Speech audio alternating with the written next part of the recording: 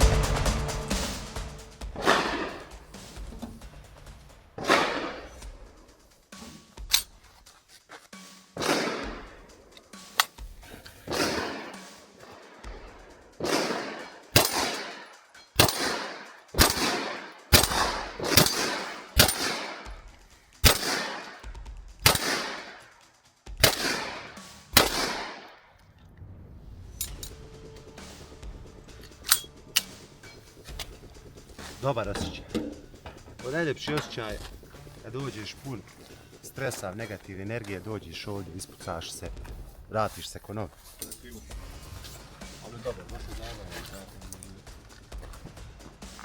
Idemo malo na ovaj dan, ozvaničimo stres relief na strelištu Ronin Trn.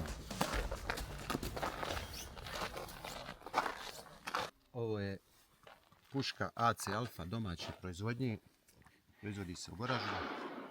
Ovo je poluautomatska puška namijenjena za sportsko civilno streljaštvo. Ima podesivi kundak, jako je lijepa, lijepog dizajna, praktična. Ima svoje nišane, međutim ovdje je stavljen red dot. Meci su 9 mm i jako je precizna, kao što možete vidjeti.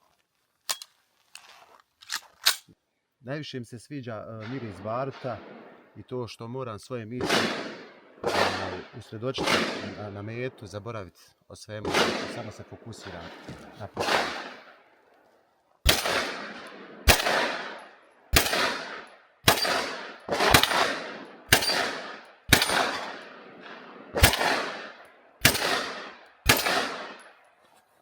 Sa ovom puškom nema fule, znači, posebno s ovim red dotom.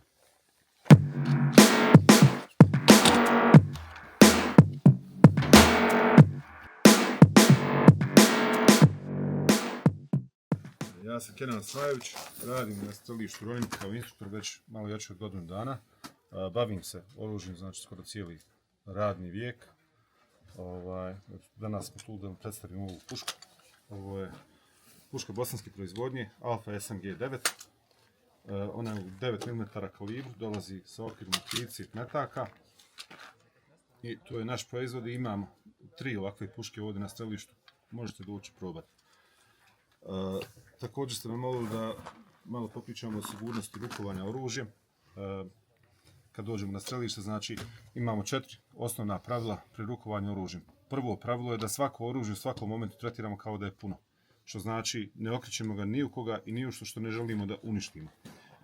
Drugo pravilo je to da ne držimo prst na obaraču, znači uvijek držimo prst van kruga obarača na ramu oružja. Da li to pištolj ili puška, uopšte nevažno, znači uvijek je prst van kruga obarača. Tek kad smo na meti, tad spustimo prst na obarač, pucamo. Onog momenta kad skidamo oružje s mete, vadimo prst sa obarača.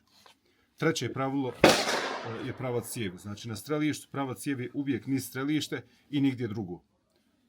Znači ne tolerišemo okretanje cijevi bilo gdje u stranu ili iza nas. Četvrto pravilo je bukvalno šta je meta i šta se nalazi iza mete. Znači ako nišanimo s oružjem prema metama, nailazi neka životinja, spuštamo oružje. Isto tako, onog momenta ako neko odluči da krene prema metama, oružje mora biti prazno na pultu sa izvađenim okvirom i tek onda se može ići prema metama. Oružje se može ponovo dirati tek kad svi prođu na ovu stranu vatrene linije.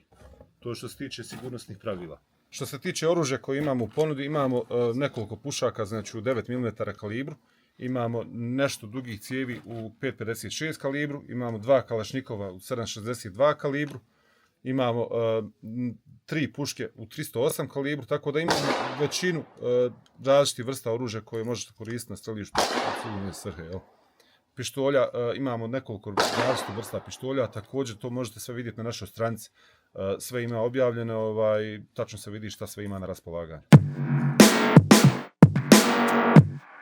Ukoliko želite da dođete da pucate, ja ću vam ostaviti link udruženja dole u opisu videa, pa se javite ljudima. Imaju sve organizovano, dakle od prijevoza do metaka, organizacije, pucanja, pušaka, pištolja, svega što vam treba.